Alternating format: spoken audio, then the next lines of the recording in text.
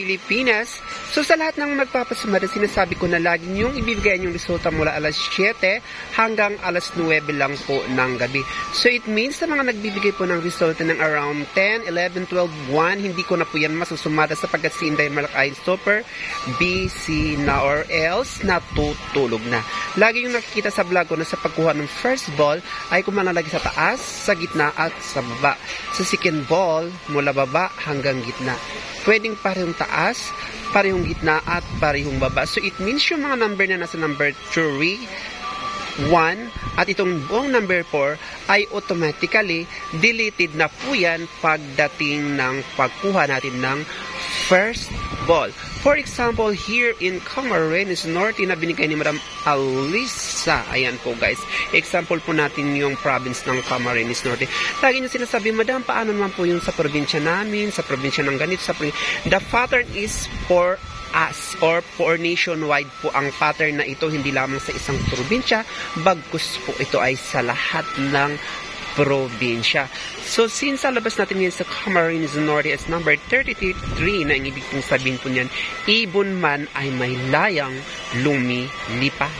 Tulad nito, so ang since labas natin sa Camarines Norte as number 33.3, ang ibig kong sabihin niyan ay ibon man ay may layang lumipad. Then we had to use the power of negative and positive with the interval of number 10. So why I choose interval number 10? Because ito po ay matatawag nating linyahang grupo. Gaya nga na sinasabi ko na sa pagkuha ng first tile ay kumalang sa taas, sa gitna at sa baba. Ano ba yung mga numerong taas, gitna at baba? So ito yung number na 28 at 38. Kabilang dyan ang 20. Ang 20 ay tinatawag nating paningit. And then, we have that 21 and 31. So, meron din tayong 17, 16, at number 26. So, ibig sabihin, ito lang po ang ating mga numberong pagpipilian sa first ball. We have the number of 28, 38, 20, 21, 31, 7, 16, at 26.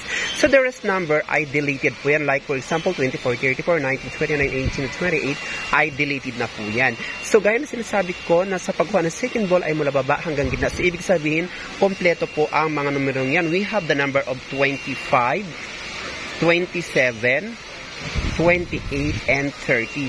And then, we have the number of 15, 17, 18, at 20. And then, we have the paningit, 19, and number 16. So, gaya na sinasabi, pwedeng parehong taas. It means nandito yung 18 at number 8. So, ito yung una yung gagawin, yung parehong taas. Kapag sinabing parehong gitna, we have the number of 20, 21, 31, 25, at 15. At kapag sinabi parehong baba, we have the number of 17, 16, 20, 30, 20, at number 19. And then, kukuha kayo dito, then mula gitna, baba. Kapag nandito naman kayo mula gitna, gitna, baba. At pag dito kayo sa baba, kukuha kayo mula baba, gitna, at pababa. Para wala kayong ma-miss na mga numerong sa inyo ay magpapanalo. So, tip number 1 to the province of Camarines Norte as number 28, 25, ibilang mo ang 15, 16, at 26, 30, maging ang 19, 21, maging ang 30, 31, or 20, 30. Ayan po guys, naway makabigay tulong ito upang kayo ay mananalo sa bawat sumada sa inyong probinsya. So again, pasensya na po kayo dun sa mga probinsyang hindi ko nasusumada, lalong-lalo na ang mga probinsyang nagbibigay ng late na oras. So it means ang pagbibigay lang po natin ng resulta ay mula alas 7 hanggang alas 9 ng gabi. So kailangan po meron po tayong disiplina sa ating mga sarili dahil sapagkat tayo rin ay may kanya-kanyang obligasyon sa bawat oras at sa bawat araw. And that it's for now. Don't forget to like and subscribe my channel para getting updated. Thank you for watching and subscribe. I love you all and God bless. Subscribe.